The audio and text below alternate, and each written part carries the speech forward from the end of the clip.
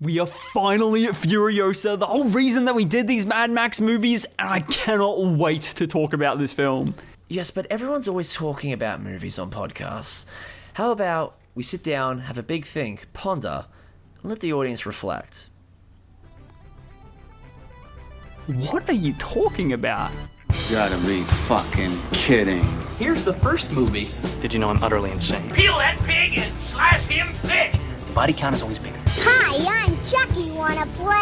And the fucking trees walked in those movies. Hi, doggy.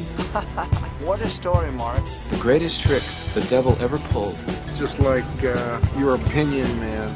Life moves pretty fast. If you want your sequel to become a franchise. 37 dicks. In a row? I'm your number one fan. Hello everyone, welcome back to Marathon Me with your hosts Rhys And Kane. And we are now at the first film in this franchise, technically not a Mad Max film. We are talking about Furiosa, a Mad Max Saga. The whole reason that we did this series, the whole reason that we've watched 5 movies altogether, because it's been 9 years since the previous Mad Max film, and I have not been able to contain the excitement to A, watch this film and re-enter the Mad Max universe, and B, talk about this film to Kane, because the other day I watched this in IMAX at a preview screening a couple days before release, and when leaving the screening I was bursting with opinions and could not wait to talk to my main man. And Kane, how are you feeling about Furiosa? Definitely could tell that you were excited. This man has been texting, I think, 5 minutes after you left the theater, you started texting me about this movie that you just could not wait to get it off your chest. And obviously on the show, we swear a solemn oath to never talk about the movies until we start recording. Any of the movies that we watch and talk about on the show, we do not share opinions until we start the recording session. And I am very much the same, where I have a lot of thoughts, I have a lot of opinions, but obviously could not spout them out. Now, I didn't have to wait super long compared to you, because you watched this, I think, a couple of days before me, correct? Yes, yeah, correct. I did. You pretty much had to wait, like 2 weeks to talk about this? And because it wasn't released yet, I could not, talk to anyone other than people that were at that screening, basically. Yeah. But, my Lord. Once we dispersed and all went into different directions, I was like, I need to talk to someone else that has seen this film, but knew no one besides my one friend, Christian. And then I've got to say, there are a few people out there that already know my opinion on this film, because I called 3 different friends when walking to the train station after this, because I had to get it off my chest. I had to share what was going on there. And you would have fallen apart, withered away, exploded otherwise, I reckon. Yeah, exactly. And the because the mixed bag of excitement for this, right? Because being so keen, all the pieces being in place for this to be so good, but also this little bit of a worry with it being a prequel, because we've explored our many different prequels here and there throughout the podcast, and it's been a mixed bag, to say the least. Completely. At least one of our more recent franchises, which weirdly also is a 5-film franchise starting in the 70s that had a comeback in the last month. Luckily, that prequel, The First Omen, was fantastic. So it was a bit like, maybe maybe we're going to be okay. And this isn't just a sort of ham-fisted random prequel that was conceived for money's sake, right? This script was virtually finished before Fury Road even started filming.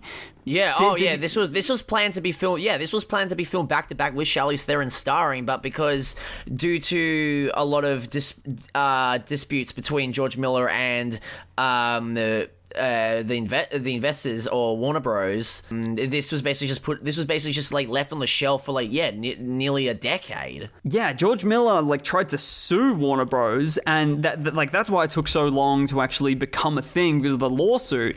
He tried to sue them because of unpaid Fury Road earnings. From the previous film. Damn. because they weren't on the best ever terms, it probably didn't make a lot of sense for Warner Bros. To throw another multi-$100 million at this man to help make another film. If we throw money at him again, maybe this time he won't sue us. Or maybe we should have actually paid his royalties correctly. Nah. Why bother doing that? Why bother actually doing the right thing? Nah. This is Hollywood, mate. How about we just sit back and wait for it all to blow over until George Miller forgets, and then let us avoid the problem by ignoring it. And then we'll give him enough money to make this prequel that he's wanted to for so long. And it makes total sense for them to make this prequel, right? As we mentioned, so much depth and potential for the character of Furiosa to be explored and expanded upon. So completely. All the pieces were so in place, and we join Furiosa as a child being taken from her home, the Green Place, then follows her capture and development and growing up in the Citadel to become who she is in Fury Road. And here's a bit of the trailer of Furiosa. Ladies and gentlemen, start your engines.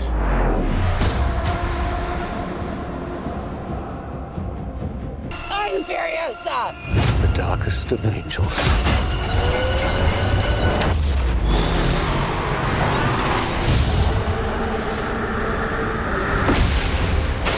The question is, do you have it in you to make it epic?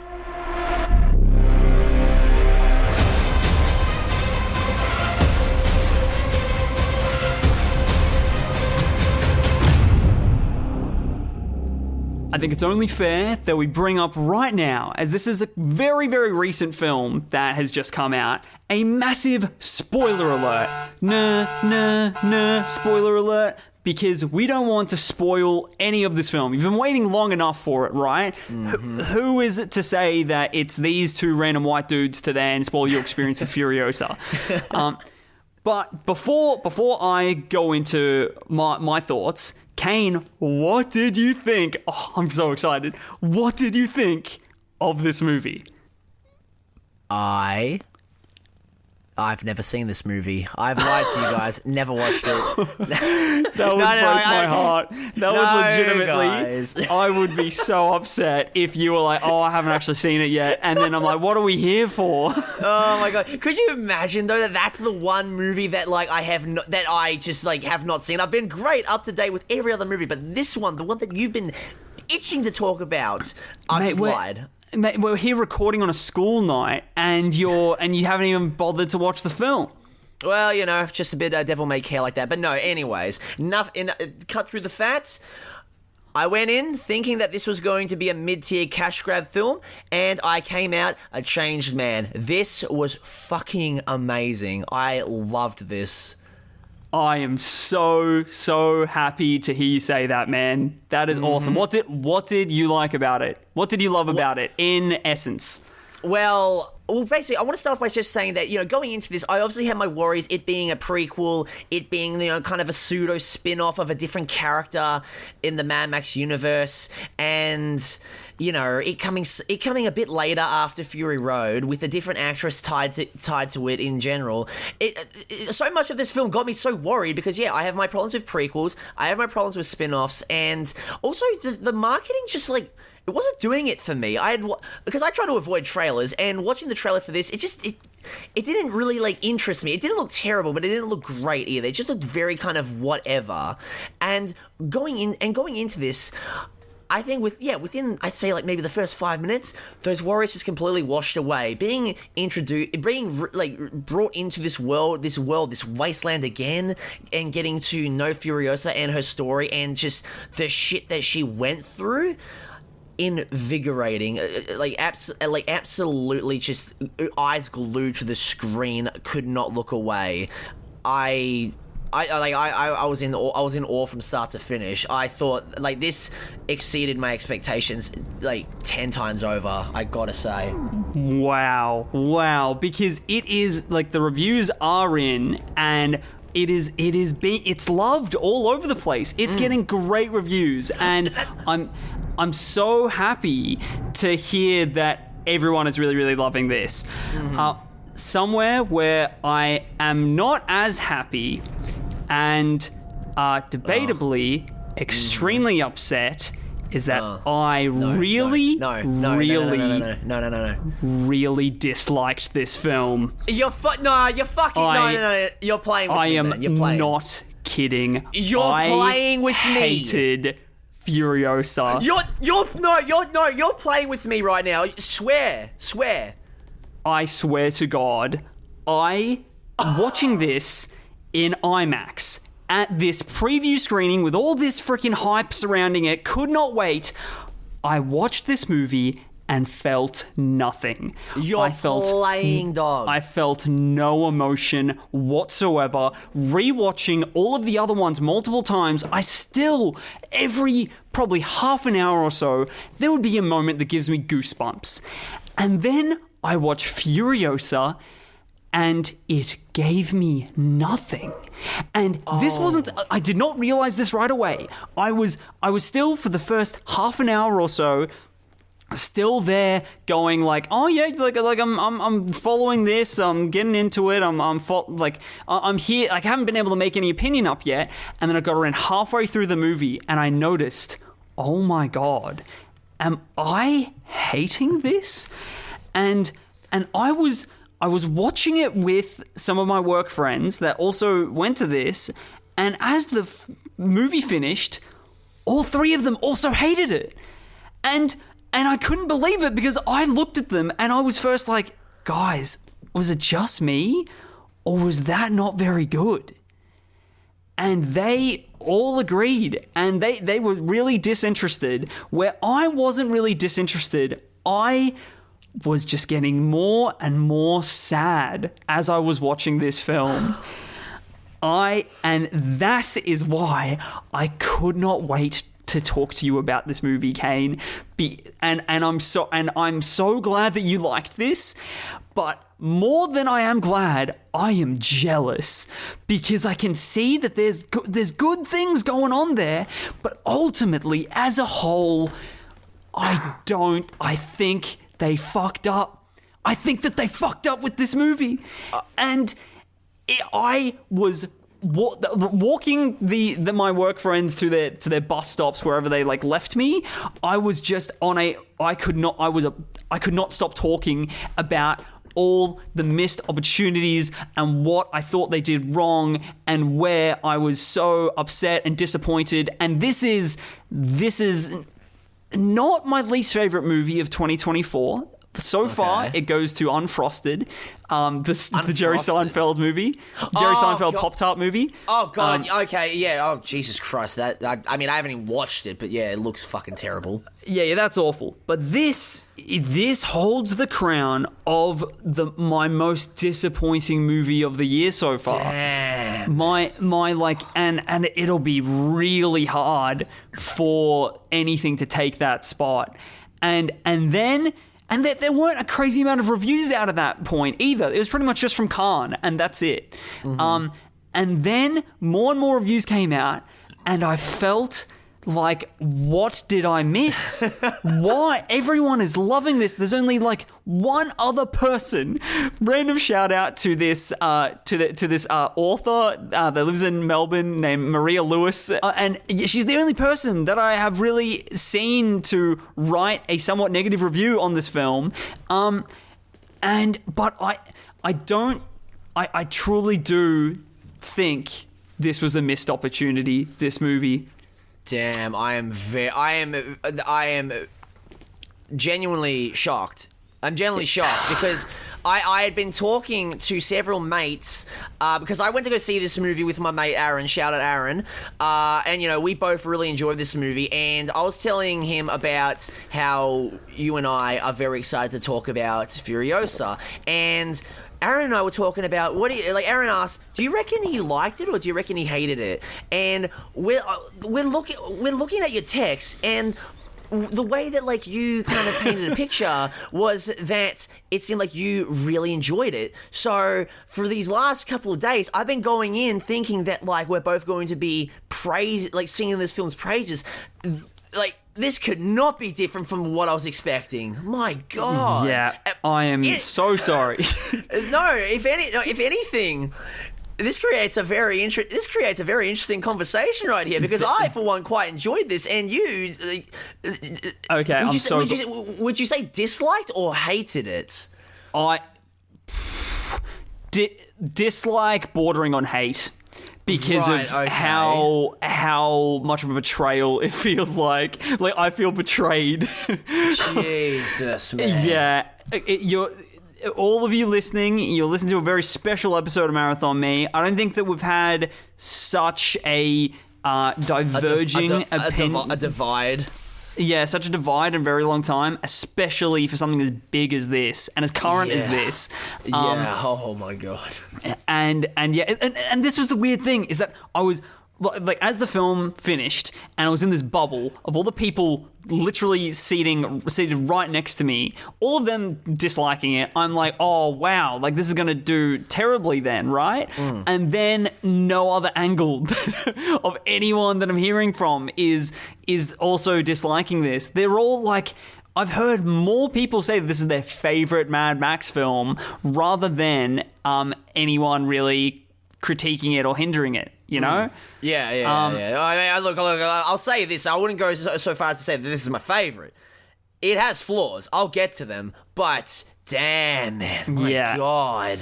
Do you mind if I start destroying dreams and saying my main gripes with the film? Be my guest. Go. Okay. You have your finger on the trigger. Feel free to pull it. Yeah, exactly. So firstly.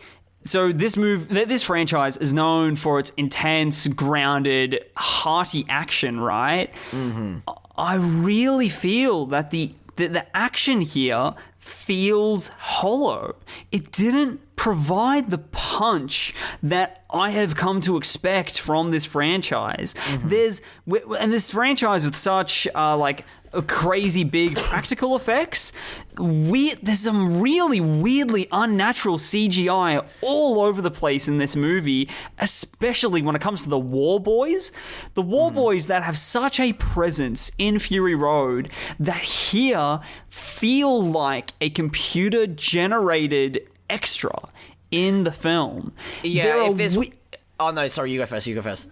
There are these weird, like, some, especially in, like, these really ultra-wide shots where you see, like, all these, like, little sort of, like, ant people running around.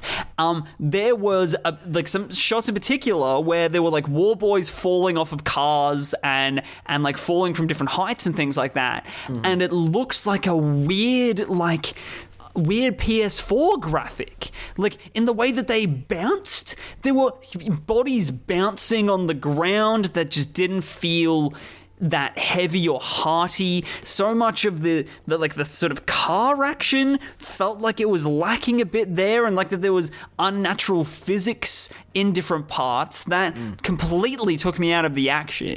And because such a high standard and bar has been set for that sort of stuff, it was, I could not help but notice this, and I could not help but not feel anything when this is going on around me.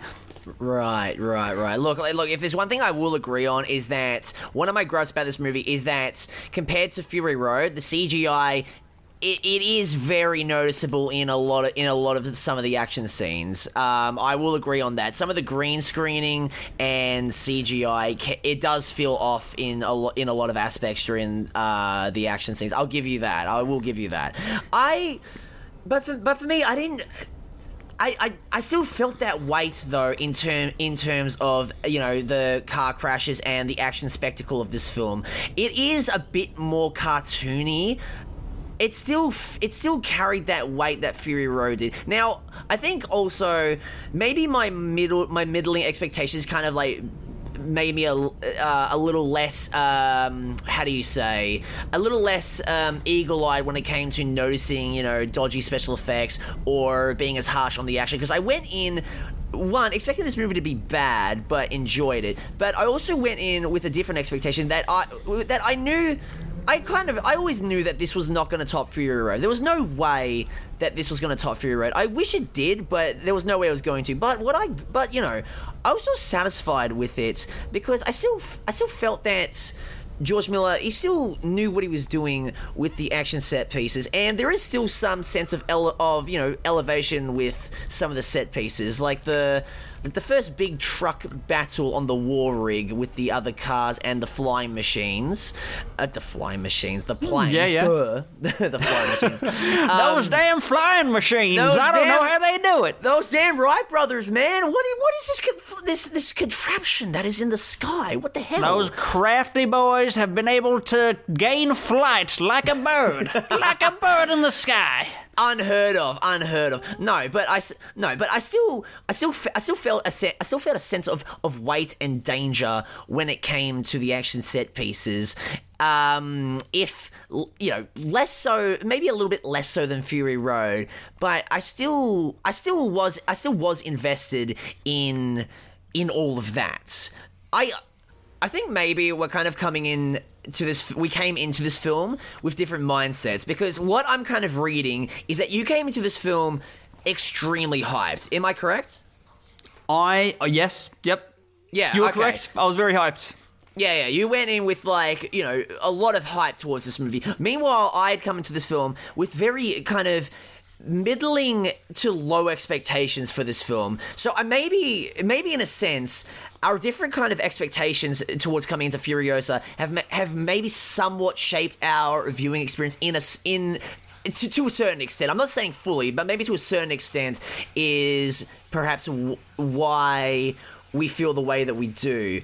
However, you're wrong and I'm right. No, that is not the nature. That is not the nature of the show, boys and girls. Yeah. Okay. I totally do see how my high expectations would sort of there's a higher fall for me, right? If I don't stick if the landing doesn't stick, then there's more damage to be done from me falling.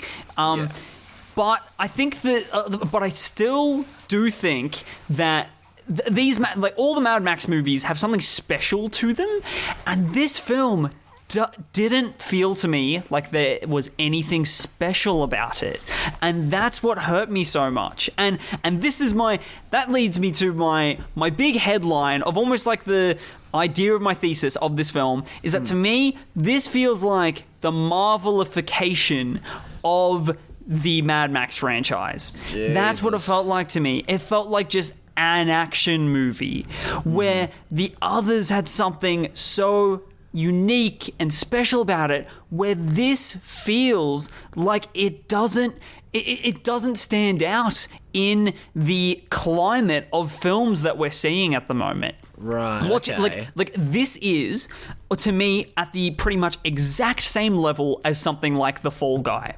Have you seen The Fall Guy yet? Yes, I have. Yeah.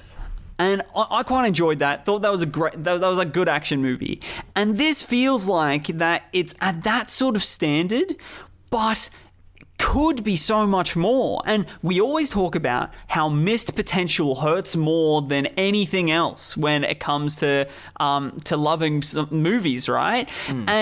And where the cards, like the deck of cards that they had for this, building on the franchise and as a continuation from Fury Road, they had like a full hand in the deck, but they, in my opinion, just took the safest plays in this game of poker, and they broke even. They could have raked up the table and left with all the chips, but instead they broke even, had a bit of fun, moved on, and they forgot the poker night even happened in the first place. Right. No, sorry. Actually, you finish your sentence.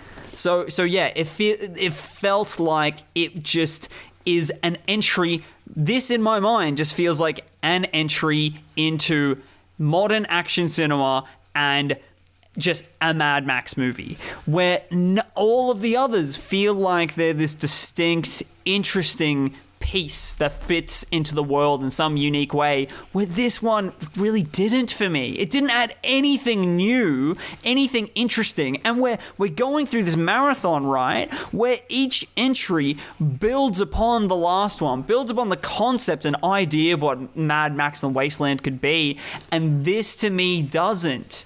It like expands on some ideas and like planted seeds of like the world with like the green place, but that's a shallow. It doesn't explore new concepts to me. If anything, it's the most shallow analysis. It's the most shallow exploration of the theming of the whole franchise, and in this really uber consumable Marvel way. That's how I felt about this movie, and I was heartbroken by it. That is, I'm feeling your heartbreak right now, man. Hey, listen, you listen here right now, mate. Hey, all right? I'm gonna tell you right now as to why you're wrong. Okay, so you're wrong. Tell me. Shut Prove up. me wrong, Get off please. the show. Shut up. Get off. Go away. Well, I definitely. Well, you brought up missed opportunities, and I really want to know what aspects of this film do you feel were missed opportunities per se? Like, I'm very interested to hear your point of view. Okay, very little new ground broken, I believe. Yep. Where there is so much unknown, interesting stuff to this world. Furiosa, I believe, is a far more compelling character in the way less screen time that she gets in Fury Road than in this film based around her. I feel like that I get very little from Anya Taylor-Joy in this performance, and a lot of the questions of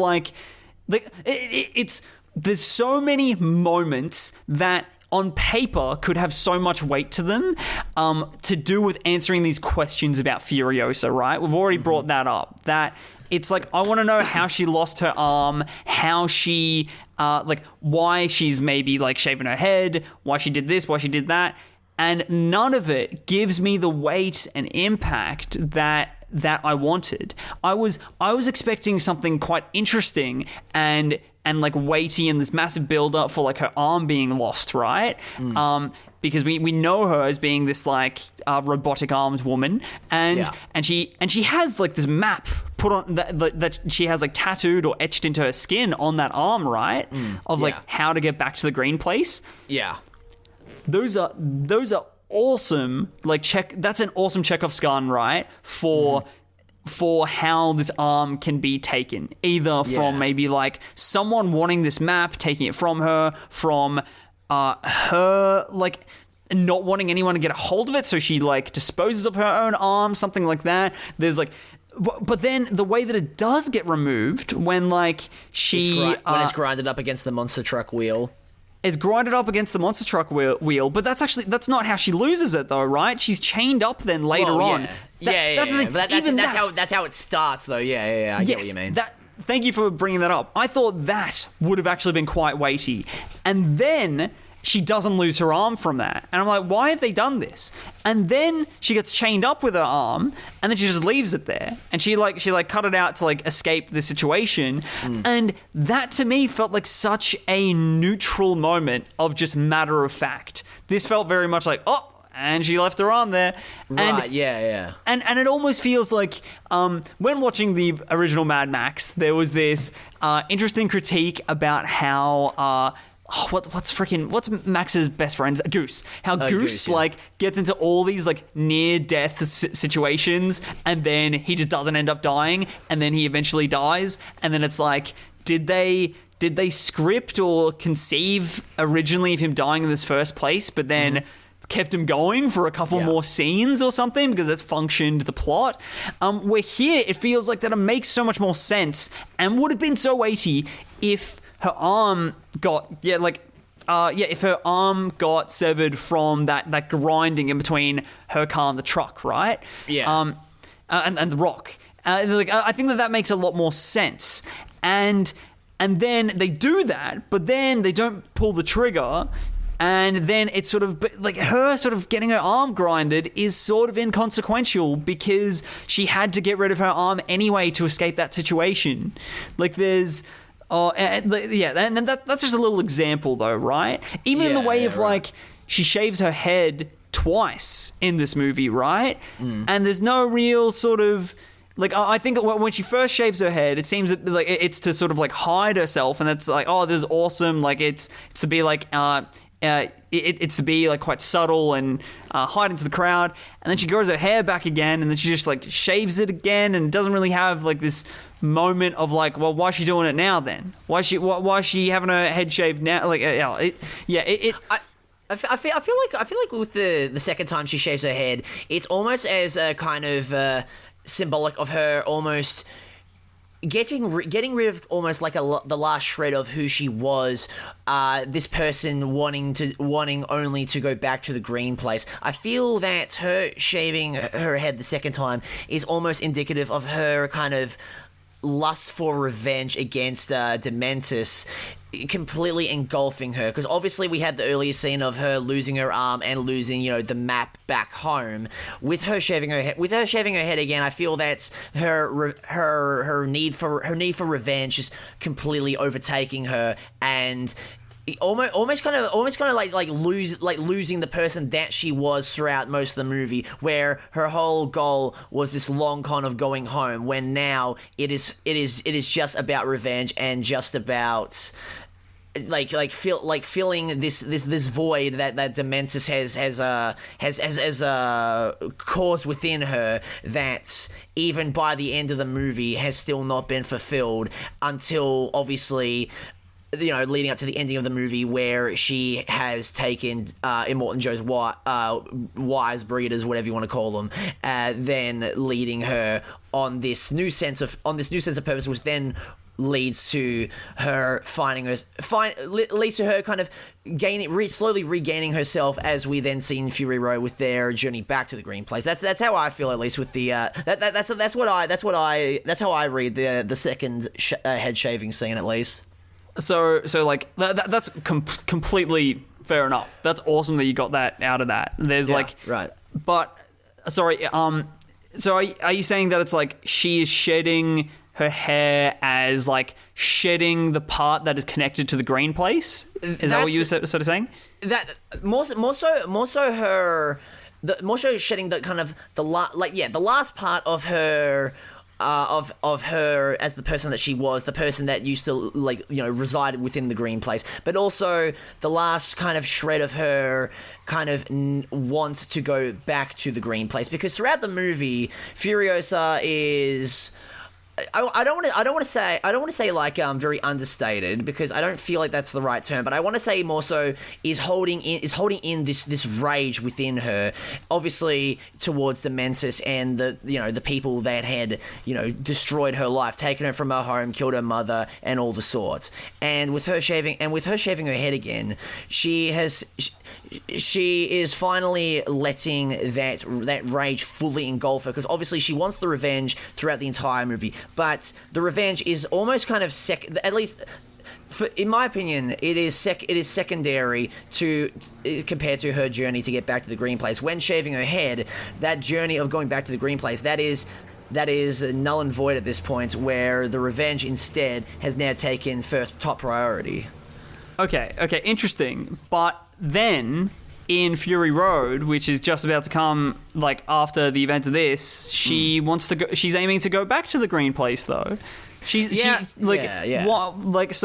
it feels to me like if she's stripping that, then she immediately is trying to go back, though, right?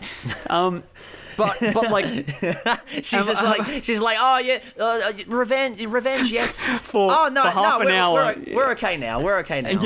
Yeah. And okay, but I do love that you brought up here this like revenge, right? And a lot of these Mad Max films is about revenge. And mainly what it is about, though, right, is the hollow pursuit of revenge. Where this film, I think, is distinctly the most shallow revenge arc, where it doesn't seem to do much with the idea that revenge solves nothing. Because it really feels like that you're supposed to be rooting for her throughout the entire film to get her revenge and to kill Dementus. And And then it gets to their final sort of conflict and showdown.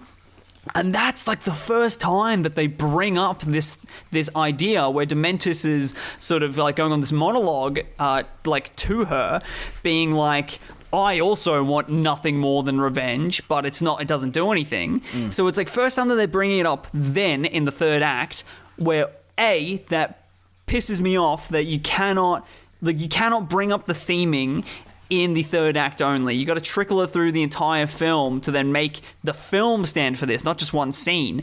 And then when they establish this, then there's this sort of moment where you think, oh, is Furiosa going to like realize this and then not kill him? Where no, she does something arguably worse than killing him. She tortures him and then presents it in this really glamorous, a very glamorous, justified way of like keeping him alive, but making him become this tree. Right? That is worse than if she just killed him. Like that, and to me, then the film isn't embodying that revenge doesn't get you anywhere, because that's supposed to be a big fuck yeah moment where like you compare this to the final like Max killing that bandit at the end of the first film, right? Where he does it. And you're supposed to feel dirty about it. You're supposed to feel like, oh shit, this is like the bandit is dying here, but also we have lost Max now. This is actually a tragic moment where it presents Dementis' death as this big celebratory moment for the audience, and that is so safe. I think that's exactly what the audience wants in the way of like that's what like a mainstream audience wants, but it doesn't stand for like the Mad Max movies stand for, right? That's understandable. It almost goes in the opposite direction of what all of these are like trying to do and say, and then it's really like, and here's a bit of a way to compare it with Fury Road, right? Because here I'm already rebutting myself, being like, in Fury Road though, our main character, our main antagonist gets killed, and that's supposed to be a big celebratory moment, and completely correct. But that happens when there's still about 25 minutes to half an hour left of the movie. Because it's not about that, right? It's about something very different. And that's a little bit of like satisfaction for the audience. But now the character arcs are actually going to resolve, because it's not about killing the leader of the Citadel. Where here, it really is like the movie ends about 5 minutes after Dementis is a tree. And that tells me that that's what it's about. That's what this journey is sort of about, right?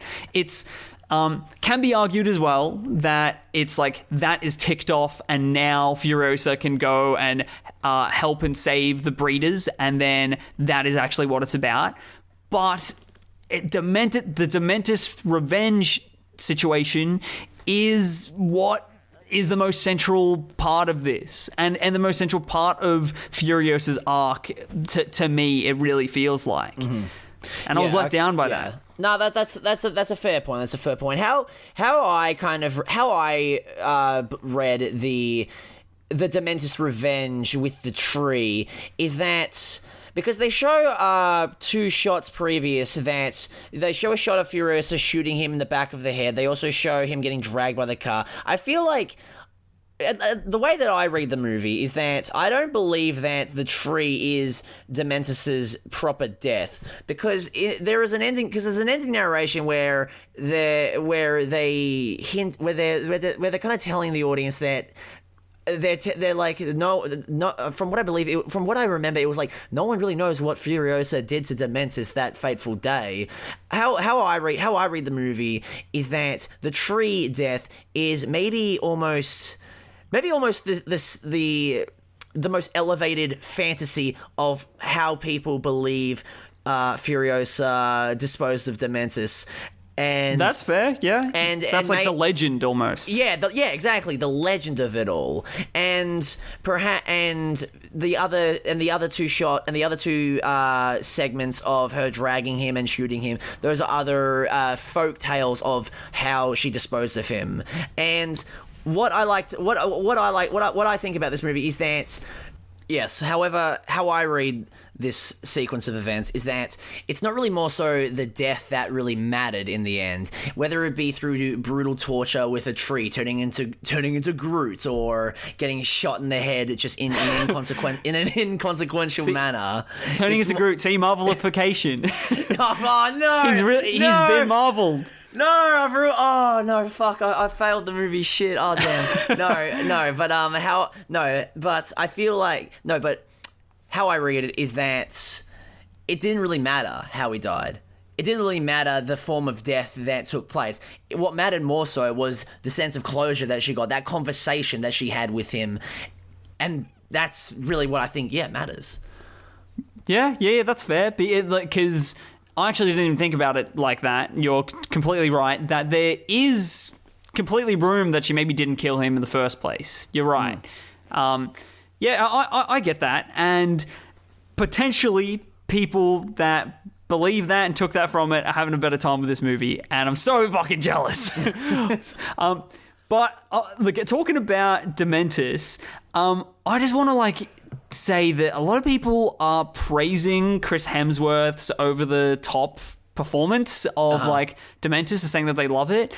Yeah. But I really, really did not like it because, to me, it feels like he's playing a Marvel character. He's doing, it really feels to me like he's doing the Marvel thing. It's like doing what he knows at the moment. Mm-hmm. I can't think of very many things that he's doing that big that is not sort of like a bit of a shallow action thing in the last 10 years. And I think he's still doing that, and he's doing that well, but to me feels ill-fitting in this world. Even though that I love the wacky over-the-top characters in The Wasteland, his feels a bit too... It's separated from this world. It feels a bit too in the clouds. And I during the movie was like, holy shit, he's playing a freaking Marvel character here. And then 50 minutes through, he's wearing a cape and he's got a vest on, and then this red explosion goes on, and now he is actually wearing a red cape with a vest. And I'm like, I am watching Thor right now. And he's jumping around doing acrobatics and shit. And it just, to me, felt like the moment that Mad Max really felt like it was just feeding mainstream stimuli. It didn't. It felt like that the unique charm and aesthetic, the unique charm and style of these characters is sort of dissipated a bit with Dementis. Right. Okay. I didn't feel that way as much about Dementis. Well, It's not really because I've seen people say that Chris Hemsworth is worthy of an Oscar for this performance.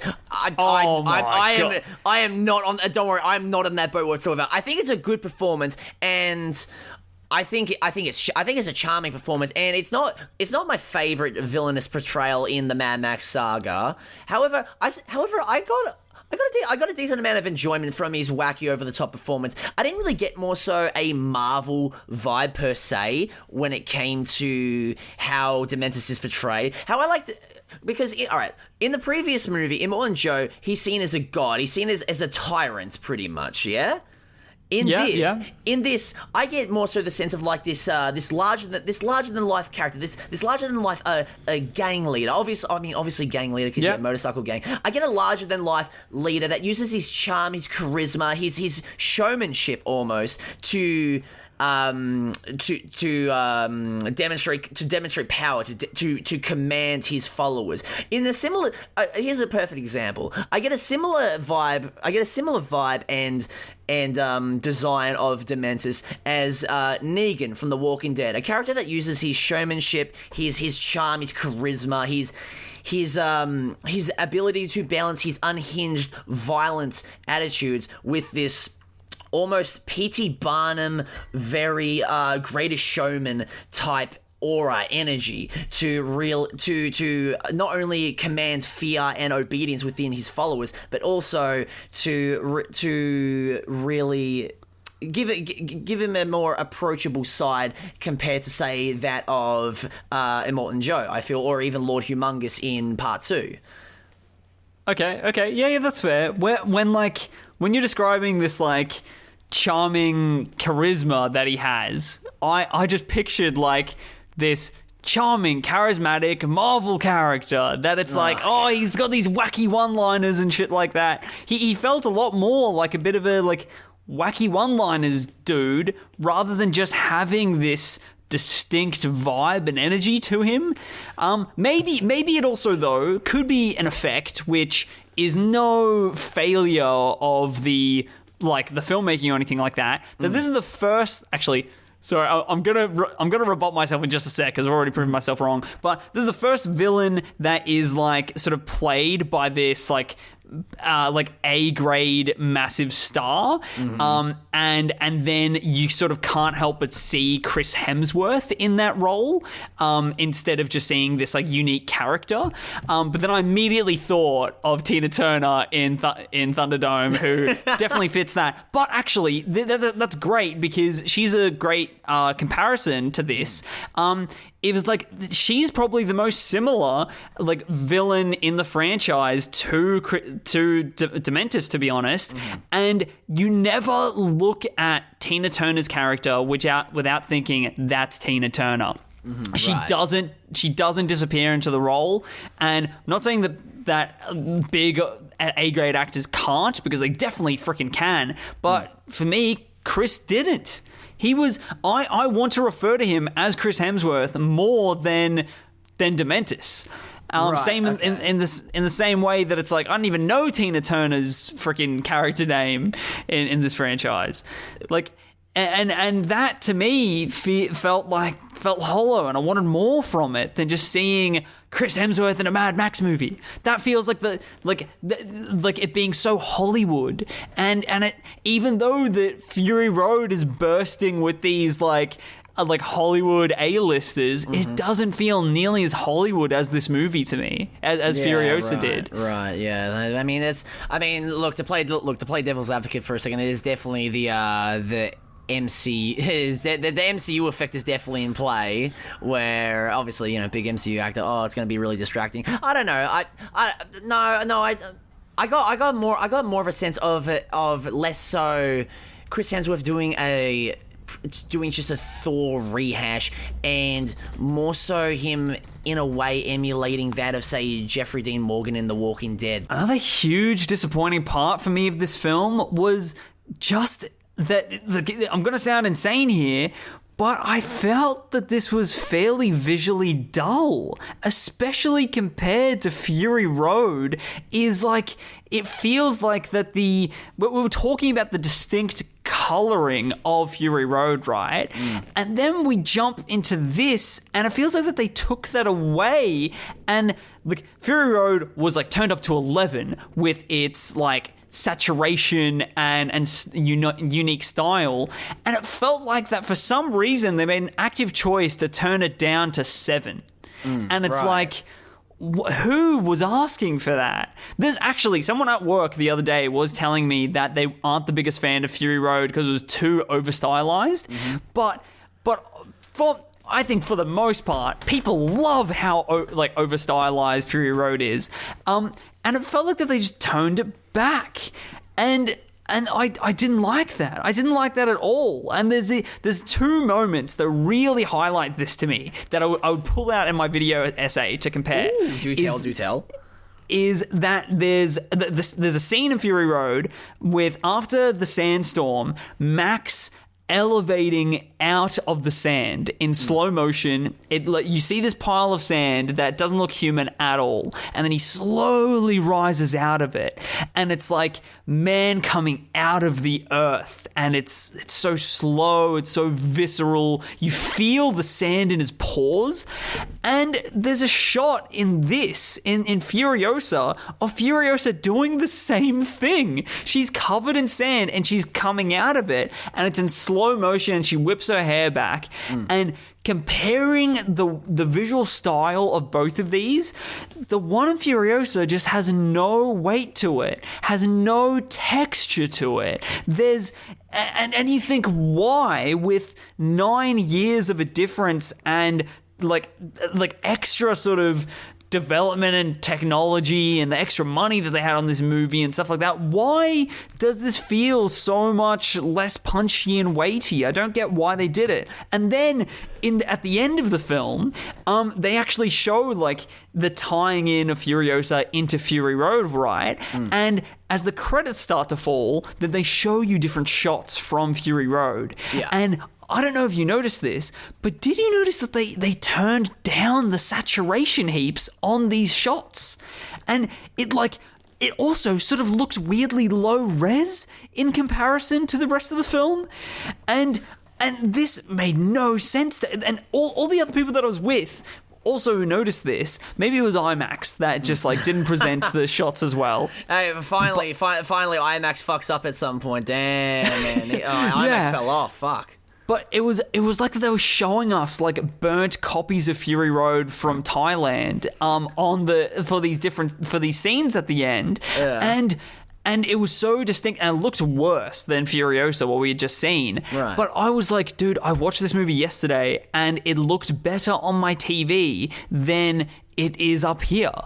And this is like that they actively took the footage that they have from Fury Road and then turned the saturation down, made it a little bit like less clear than what we saw here, because if you would put certain shots next to one another, next to each other, it would be so easy and clear to see that just Fury Road had so much more visually going for it. There's even this shot, right? Sorry, I'm going tangent time, right? No, please go ahead.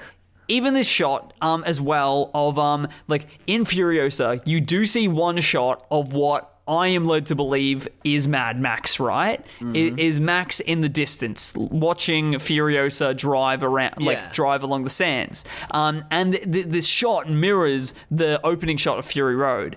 And it just doesn't have the texture, doesn't have the contrast of colors that this opening shot in Fury Road has. So all of these things, it's like when you put it side by side, you can't help but feel a bit blue-balled, right? A little bit like, why is it giving me here? It's obviously like making reference and taking inspiration from Fury Road and the style there, but why is it doing it worse? And it's just highlighting that overall it is visually weaker than Fury Road.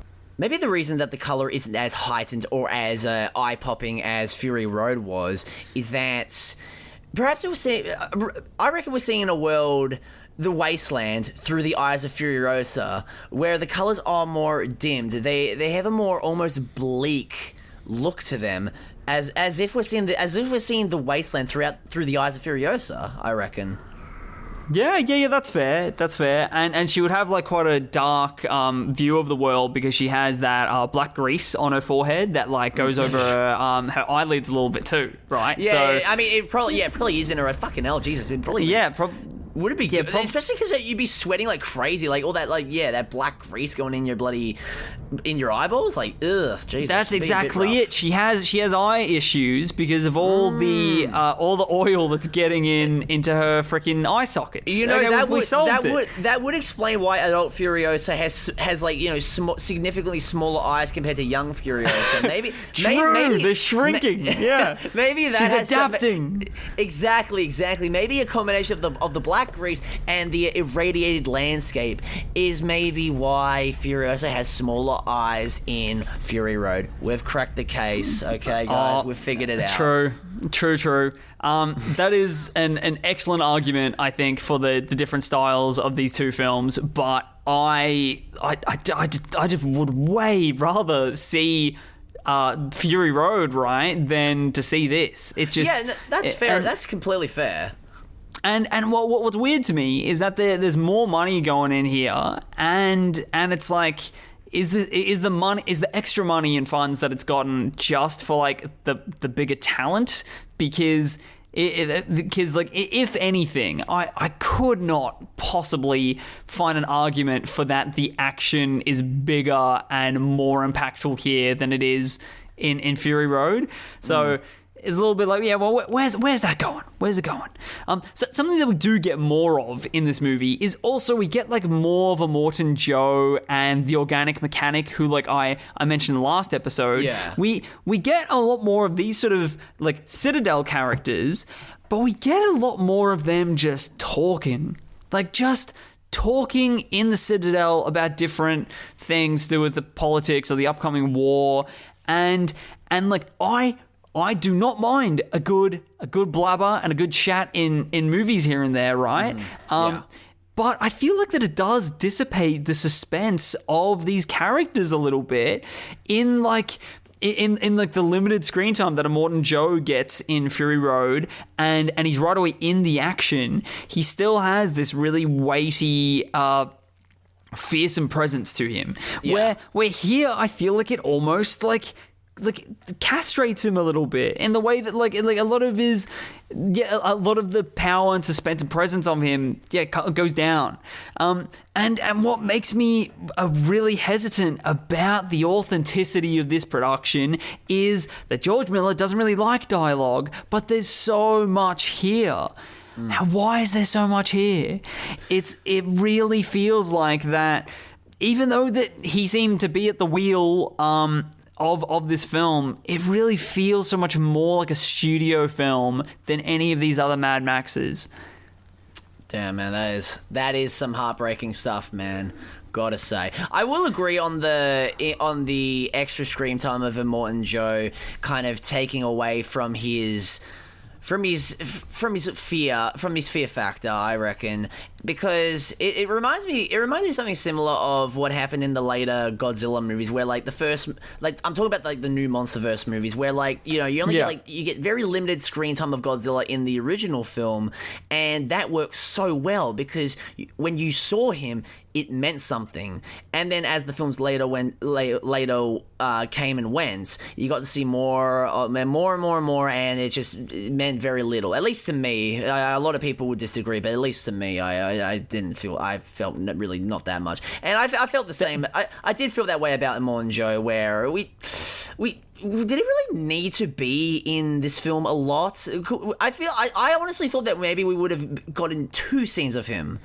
Like maybe one in the middle when they're introduced maybe in the middle when Dementis and Co actually arrive at the Citadel, and perhaps a quick exchange near the end with Furiosa and Immortan Joe, him appointing her as his Imperator. I'm pretty sure that was the word that they used for her in Fury Road. I'm pretty sure. Yeah. I would have preferred that. I do agree that it kind of takes away a lot of the wow factor. I do agree with that. Yeah, that's excellently put. I think that that it feels like that there's the presence of a character should mean something, right? And it felt like that it really didn't sort of here. Even like even though that I am probably the only organic mechanic fan out there, like his higher screen time in this I didn't like, because it felt like that it was doing the prequel thing where it's like, oh, we know that people are probably interested in seeing this character more, so we're going to shove him in more, and he's just there in scenes, and it's like, and then he actually was from Dementis's gang, right? And then Immortan Joe just goes, and we want him. And it's like, why do you want him? Because he's in the Fury Road, so we have to get him at some point. So I guess we want him. And it was really like, why do you want him? And he didn't really have much of an explanation. It was just like, we think that he's cool. It is a bit egregious. Yeah, there are plenty of prequelisms in this. I do agree with that. And you see a couple of shots of him in Fury Road, and the mystery of so many of these weird characters in this universe, I think, is way more compelling than having them all up in front. It's and that is a massive like critique that so much IP will get on sequels or prequels, is that it's like, once you show the big baddie more and more, once you show Jaws more and more throughout all the sequels, they lose their power. Like, a lot of people don't like the Wolf Creek sequels because Mick Taylor now is all like, you see more of him than you see the victims, and then his weight goes away, and you see a lot of Immortan Joe being a politician in this, and and I'm a lot more afraid of this godlike figure that also drives a car death machine, than this politician. Like, so yeah. Also, it has to go without saying, like, Anya Taylor-Joy just really felt like she didn't really do too crazy much in this. I only, for the first time ever, watched Queen's Gambit last week. Oh. And that is, like, for me, probably her showcase of, like, Anya Taylor-Joy, like she can be a star. Like, she is all the potential to be like A-list star. Wait, so that's why you commented on my Letterboxd review of it. I was wondering why. That's you did why. That. I was wondering why. I'm like, bro, I posted that shit like 3 years ago. Why are you commenting on it now? Oh, it all makes sense. It all makes sense. Exactly. So like that showed me the capacity of the amount of emotion and performance that she can portray just through her eyes, right? A lot of eye, and she's got a lot of eye to portray that through. And this, I just didn't get this this wide sort of vast array of emotions from her. I didn't really feel much nuance in her performance. Okay. And people are praising her for it. So I could be missing something. And I hate that I did. I hate it so much that I did. Yeah, because like for me, I quite enjoyed the performance. It doesn't stand to the same. It doesn't top Charlize Theron's performance, not by a landslide. However, I got a nice. For me, I quite enjoyed Anya Taylor-Joy in this movie because I get a nice sense of this internalized rage within her, because she spends a lot of the movie quiet and like, obviously she's killing people, but it's in a more quiet and understated manner. Well, obviously. She wants revenge, but because of the environment that she's in, she can't exactly blow her position, so it has to kind of keep it contained within her. And eventually we do get her letting out, like channeling and letting out that rage, but for the most part it is internalized. And I don't know, like that. No, I do know. That's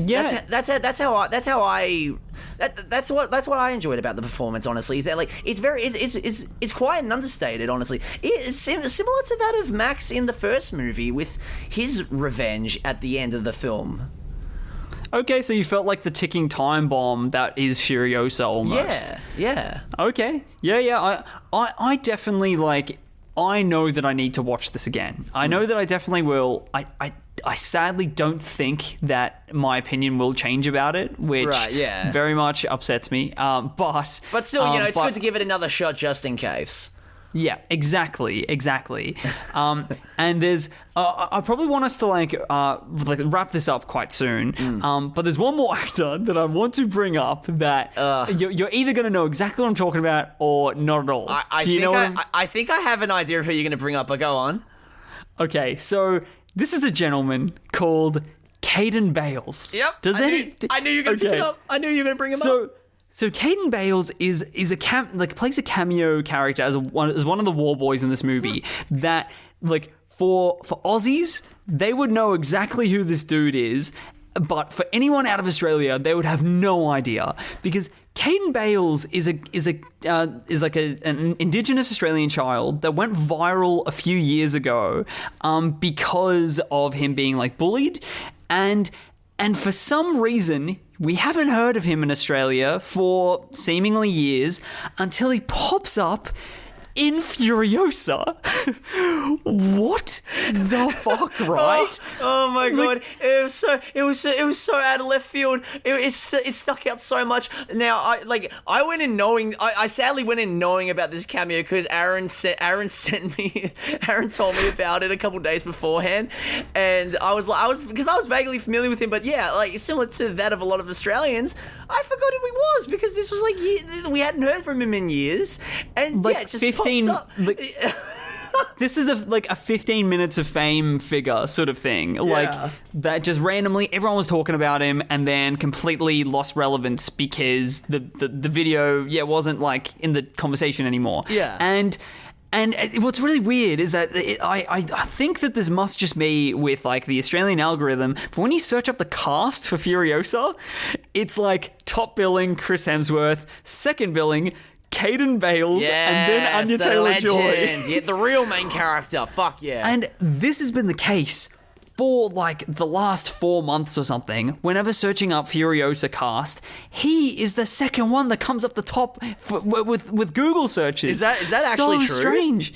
This, if you search it up on your phone right now, then it should be the second person that comes up. All right, done. I'm doing it. You keep going. And I was going to bring this up really early in the episode because it ties into one of my first gripes about this movie. But his presence is very strange because of the weird, like, virality of him and his inclusion. But also, every shot that he is in, he looks like his entire body is CGI'd. Like his face is almost deep faked onto someone else's body. Like there's one shot of him on someone's shoulders before they get into the war rig, and there he looks like that's his actual body. Yeah. And then everything on the war rig, he looks like quite sort of good PlayStation 5 graphics, but still looks like this weird, like uncanny CGI'd human. And it's really odd. I definitely agree. It looks like he's not on the same plane of existence compared to the rest of the universe. Also, I just searched it up. Yes, he is second billing on the cast list. What the fuck? I'm liking to think that he got paid not as much as Chris Hemsworth, because that's ridiculous, but he got paid more than Anya Taylor-Joy for the role. As he should. So strange. And then the next thing that I have to say about Caden Bales is his inclusion in this, I thought was tasteless as hell, in the way that he's like... That like he's sort of like a bit of a, like, you know, kooky war boy variant, which is whatever. But the way in which they kill him off and he gets shot in the head, and then they show this shot that seems to linger for quite a few seconds of this the only Indigenous actor in this whole film, I believe, as well. Like, and they show him just this dead Indigenous child with a bullet in his head for 3 seconds. Weird. So weird. A bit weird, yeah. Pretty much. Weird.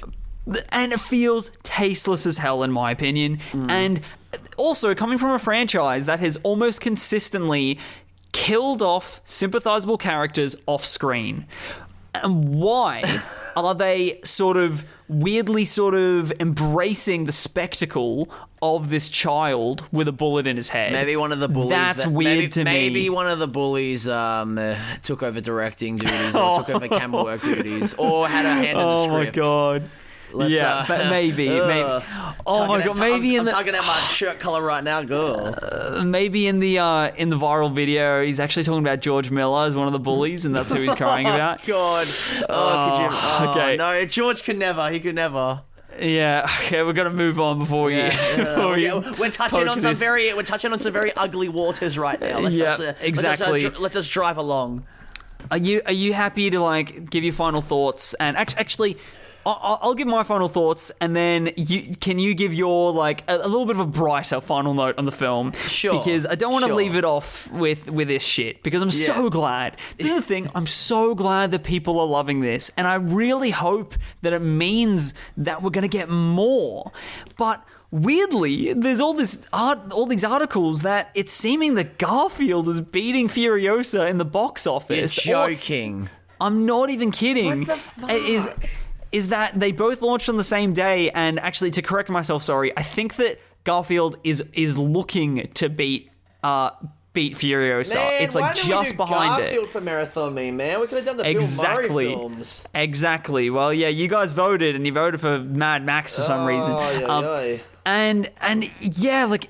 Yeah, so it seems to be that Garfield was made for like a $60 million budget, so way less than this was, and it's just earning a little bit behind it. So, like, which is really upsetting.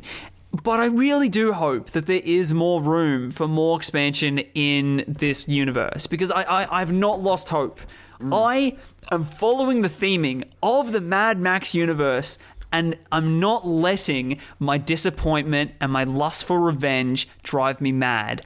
I am holding on to my hope. Even though that in Furiosa, for me, it reduces the world of Mad Max to this appropriated idea of what we see the IP as, and stops being something special and simply just becomes another Mad Max movie.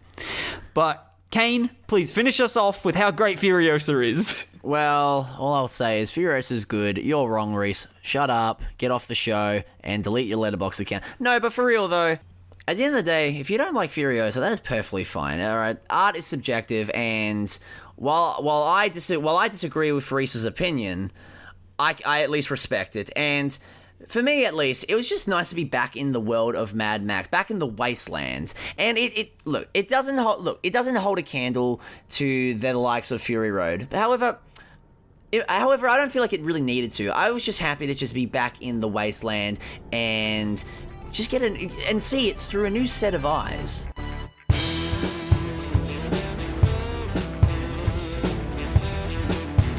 And don't forget to check out our Facebook page at MarathonMeOfficial, all one word, and our Instagram, MarathonMe_official, to keep up to date on the podcast. And hey, if you want to get into contact with us, email us at marathonmepodc, yes, the letter C, @gmail.com. Like podcast without the R.